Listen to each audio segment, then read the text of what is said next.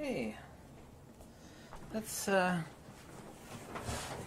on to part 3 of the lecture on magnetism, and this is on lines of force. The diagram on the left, while I have a lot of respect for Charles Proteus Steinmetz, is incorrect. There are no straight lines in Mother Nature's universe. This is the electric field conductor. The dotted lines that are radial to the center conductor are meant to be dielectric lines, and of course the circular are meant to be magnetic.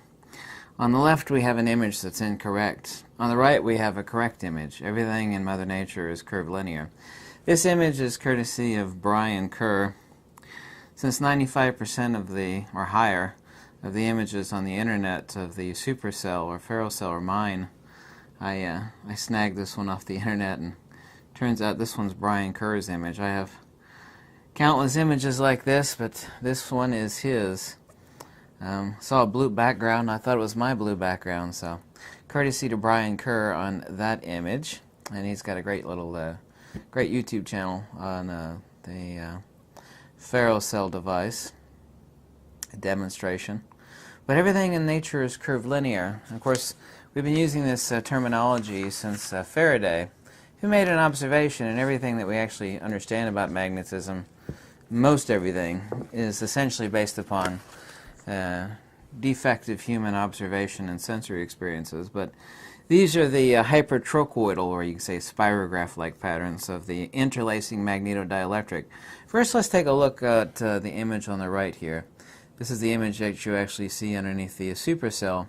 Now you can actually see a clockwise spiral of light and a counterclockwise spiral. Now, only thing we're actually seeing is a superimposition of one side of the pole superimposed upon the other side. So I can tell by the brighter lines here that we're actually looking at the pole closest to the lens or camera as the counterclockwise spiral. So we could just ignore the other side.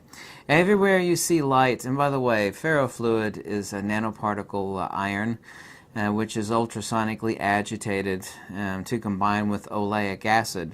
It makes a really interesting pattern, and of course the oleic acid is dielectric.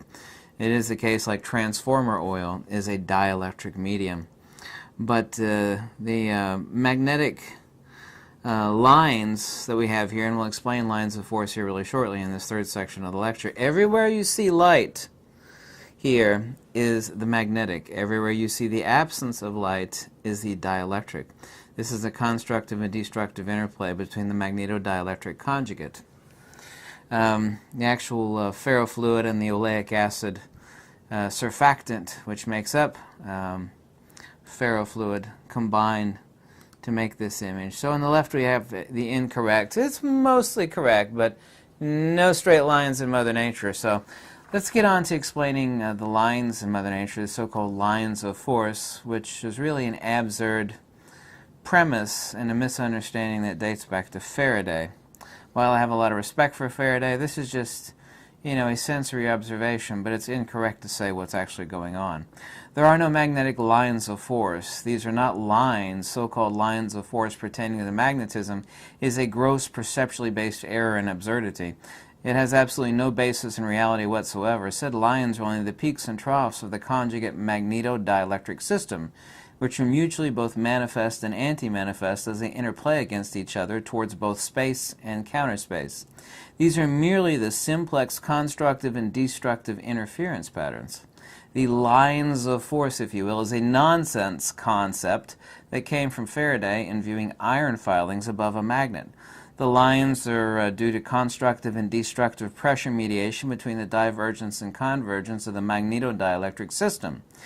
This reintegrating dielectric and the centrifugal divergent magnetic, of course, you have constructive and destructive interference. And I'll give you other examples you're extremely familiar with, and you should have an aha moment here shortly. There are no lines, of course, and the force involved is solely that of magnetism. When we speak of force and creating space and magnetism, this is all connotatively one and the same thing in reference to magnetism. The presumed lines of force are ether wake fronts, both two-dimensionally circular and extrapolatively curvilinear, to the mass. These endless wake fronts are the genesis of magnitude, which begins the measure of same, so conceptualized as time. Take a look at this one. I wonder where we have seen this on the left before. This hypertrochoidal pattern of the ancient Indian archetype, and who knows before them, the dream catcher. Jeez. For some reason, I don't know if it's just me, but I see some sort of similarity between, this geometric pattern on the left and the one on the right. Here we have the fundamental nature of the entire cosmos, and on the left we have this Indian archetype of the dream catcher. Literally, this pattern on the right is the pattern of the entire universe. These are the constructive and destructive conjugate magnetodielectric, which is the absolute foundation for everything in the universe, from macro to micro. So interesting we find this in an ancient Indian archetype, huh? Sure, it's absolutely coincidental. That's a little bit of sarcasm there. Constructive and destructive phase are due to spatial variance or displacement depending on the subject observed, be it light or the magnetodielectric interlacing of a palpable magnetic field of a magnet or the source of these presumed lines of force and absence thereof. The absence of light or assumed magnetism is destructive, or rather lost and self-canceling in the dielectric, which terminates in counter space. Both Tesla and Dollard have pointed out to you electrical field phenomena and observations where massive power has vanished completely from our universe without any transference, change, or exchange. This old paradigm that we've lived with for so long and everybody's repeated so often, that energy's never created or destroyed, it's only transferred, well, it's BS.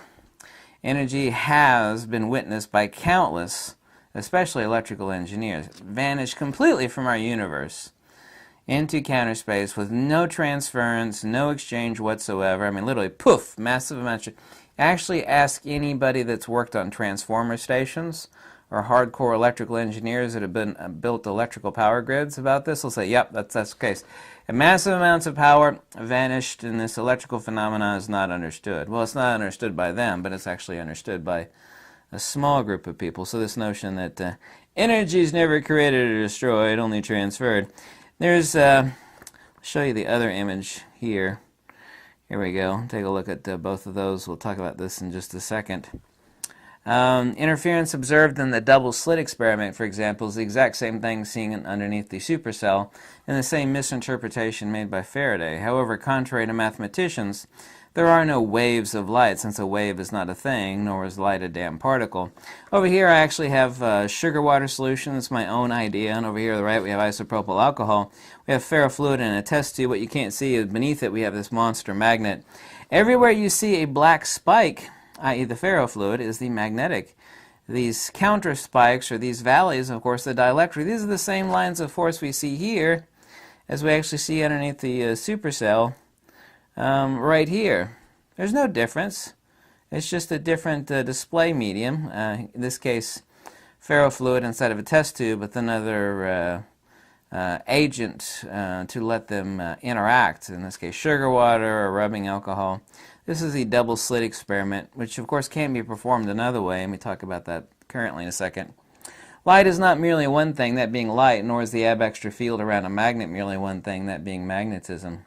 The insanity of the currently unevolved understanding of the nature of cosmic mechanics by atomistic scientists who are neck deep in their particle fantasies is they are completely unaware that all field modalities are conjugate constructs and waveform dual propagation phenomena. One can no sooner isolate magnetism from a magnet than one could isolate the dielectric from light, or for that matter, dielectricity from electricity.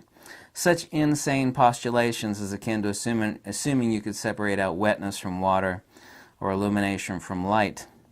In this experiment, the double slit experiment, you don't actually need a double slit to perform the experimental output of the interference pattern. You only need a single needle, and I don't mean the eye of a needle, and I've made videos on that fact where you can actually shine a laser at the shaft of a needle. And what that will do is it'll set up a spatial phase, and then you'll actually have the light being out of phase with itself as it actually curves around the needle, and then you'll have, of course, interlacing constructive and destructive interference. You don't need this double slit experiment. This old riddle of physics which is trying to explain fields, and fields are not physical, is an absurdity. It's a misunderstanding of the nature of light, which is a coaxial circuit. Longitudinal, pulse perturbation, dielectric, and transverse electrical magnetic. It makes up a complete coaxial circuit. Light is not a particle, and a wave is not a thing. People say, what is a wave-particle duality? Well, light is not a particle, and a wave is not a thing. So I always laugh my ass off enormously every time I hear someone say wave-particle duality. This, of course, is unevolved and unintelligent and anti-intellectual insanity by particle atomists who make up what I call the cult of quantum. These people are unintelligent in the extreme. This is the reason Nikola Tesla said that you can think deeply and yet still be quite insane.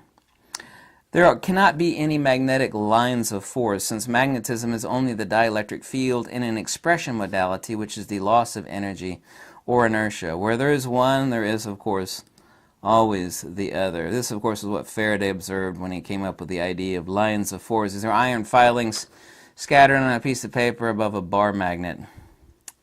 Action at a distance, whether instantaneous or not, is irrelevant, and both are incorrect. Both of these presume that bodies are acting upon each other from the locus of the objects themselves, when in fact the medium of both objects is itself acting mutually between the two in interactions. And only this premise can accurately define and explain all observed phenomena, such as light speeding back up after it leaves a medium. The easiest way to stump a physicist is ask him, since depending on the type of glass material or medium, light usually speeds down about, of course, light is not actually traveling, it's a rate of induction, but that's the point for another lecture and another understanding of light. Quickest way to stump a physicist is to ask him how light speeds back up after it leaves glass, since it slows down by about 33% as it enters glass. And of course, without breaking the law of conservation, they have no answer whatsoever. That's the really easiest way to stump them. They'll say, well, light springs off the glass, or it speeds back up. Well, you're breaking the law of conservation of energy, and how the hell is it springing off the glass? These absurdities and insanities of light traveling or being a particle or a wave can't be enjoined, nor are they accurate descriptions of the nature of light. So-called lines of force. Things traveling. Really? Is it traveling, or is it the medium itself that is a perturbation? There's only one way to accurately describe light, and you can't do it with messenger particles and wave fronts. Wave is not a thing. This is a really hard principle. Physicists love to talk about waves. Waves of energy. Energy of what? Wave is not a thing. Since all is within the medium, even saying two objects is absurd. Separation as pertains to field theory is an insane concept with no connection to reality or of nature. Magnets do not have nor emit from themselves a magnetic field. This is a property of the medium itself, acting according to the field pressure mediated by the magnet and its interlacing magnetodielectric incommensurable point source condition and the field geometries observed and measured. Point source field incommensurability is an extremely important concept and important understanding of the nature of field phenomena, and this principle is wholly without comprehension in the currently unevolved understanding of nature. I'll discuss that shortly here in the next section. But remember, importantly, everywhere you see light here on the image on the right, and this one's from Brian Kerr, is the magnetic. This is where we have a clumping of the vitreous, i.e. the ferrofluid, which are nanoparticles of iron suspended in, conjoined through ultrasonic vibration, and they're molecularly joined with oleic acid. I got tired of people telling me, for example, and I made a video about it, I thought it would be really popular, but it wasn't, that blood is not magnetic.